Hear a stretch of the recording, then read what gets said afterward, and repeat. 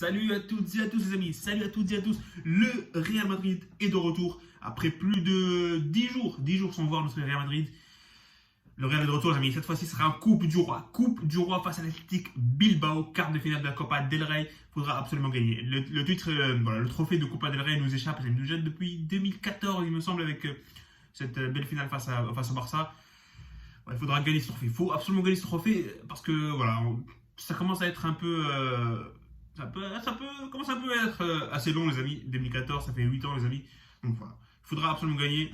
Mais ce sera un match difficile. Donc l'Athletic Bilbao les amis, équipe qui joue franchement plutôt bien. Même si on les a battus 3 fois cette saison. C'est 3 fois sur 3.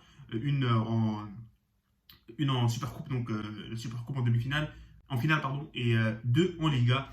Une victoire 2-1 en Liga et une victoire 1-0 au Bernabeu. Plutôt bien pour la Madrid, c'est 3 victoires. Mais il faudra continuer à gagner cette 4e victoire, qui serait synonyme d'un clean sweep, comme on dit en NBA. En termes de forme, bien sûr, le Real est plutôt bien. Je crois que sur les 5 derniers matchs, on est sur 5 victoires consécutives. Pour l'Athletic Bilbao, qui sont plutôt en forme aussi, ils ont battu je sais plus, mais je crois que c'était Cadiz, leur dernier match, à l'extérieur, 1-0. Mais voilà, plutôt bien pour les deux équipes pour rentrer dans ce match. Mais il faudra gagner. Il faudra gagner. J'ai pas envie de voir le Real perdre demain. Même si ça sera à l'extérieur, même si c'est un match difficile, même s'il n'y a pas Benzema, les amis, qui a été laissé au repos. Voilà, il ne faut pas prendre de risques avec Benzema. On sait qu'il y a pas mal de matchs importants à venir, notamment contre le Paris Saint-Germain. On l'a vu, voilà, c'est ce que Carlo Ancelotti a dit tout à l'heure lors de la conférence de presse. Donc voilà, il faut faire des sacrifices. Il faut faire des sacrifices parce que la Champions League, bien sûr, c'est un niveau plus fort que la Coupe du Roi. Les convoqués, les amis, tout simplement, je crois qu'il n'y a que Benzema et Mariano qui nous manquent. Je ne suis pas sûr, mais je crois que c'est ça. Il y a tout le monde presque. Il y a du Benzema, du Bale, du Hazard, du Vinicius qui est de retour, Rodrigo qui est de retour, Casemiro qui est de retour. Tous les Brésiliens sont de retour. Même s'il ne faut pas prendre de risques parce qu'on sait qu'ils viennent à peine. Voilà, ça fait au moins de 48 heures qu'ils viennent de jouer leur dernier match contre le Paraguay, victoire 4-0. Et voilà, il faudra quand même. Ils sont sur la liste, mais il faudra faire attention tout simplement. Voilà, il y a les Brésiliens qui sont de retour, les amis, mais il ne faudra pas prendre de risques. Parce que tout simplement il y a des matchs importants, comme on a dit les amis, le PSG qui arrive. Voilà, il faut faire des sacrifices tout simplement parce que voilà, on sait que, comme j'ai dit tout à l'heure, le PSG c'est un niveau au-dessus par rapport à l'Athletic Bilbao et la compétition de la Champions League c'est beaucoup plus fort que la Copa del Rey, donc il faudra faire des sacrifices et on espère que Carlo Ancelotti alignera le meilleur 11 possible à disposition.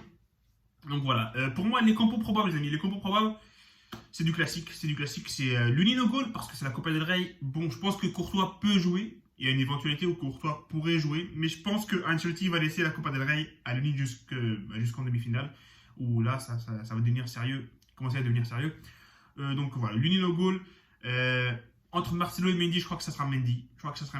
Même si Marcelo, il a bien joué contre Elche en Copa del Rey en huitième de finale. Il a fait un bon match, mais je crois que ce sera bien Mendy parce que voilà, c'est beaucoup plus serein défensivement. À droite, Carvajal qui est de retour. Carvajal titulaire, je ne sais pas. Je pense que ce sera Lucas Vazquez aussi, malgré le fait que Carvajal soit de retour. La défense, Militao Alaba, là, franchement, voilà, ça sera ça tout simplement. Militao Alaba. Le milieu, Casemiro, non, parce qu'il vient à peine de rentrer du Brésil. Ça sera Camavinga, Kroos et Modric au milieu. Et l'attaque, Jovic en pointe. À gauche, Eden Hazard. Et à droite, c'est la réaction. Est-ce que ça sera Bale ou Asensio? Je pense qu'Ancelotti va quand même être Asensio, malgré le fait que Bale a l'air d'être prêt 100% physiquement. Donc on verra les combos probables. Pour moi, ça sera comme ça pour le Real Madrid. Pour l'Athletic Bilbao, ça sera exactement celle-là. Je ne sais pas si ça sera exactement celle-là, mais ce sera cette combo probable pour l'Athletic Bilbao. Donc voilà, ça c'est les combos probables, les amis. On va terminer avec le pronostic. Et voilà, ça sera un match important. Je pense que ça va aller en prolongation. Pas de Benzema, on a vu contre Elche. Il n'y avait pas Benzema, on a galéré offensivement.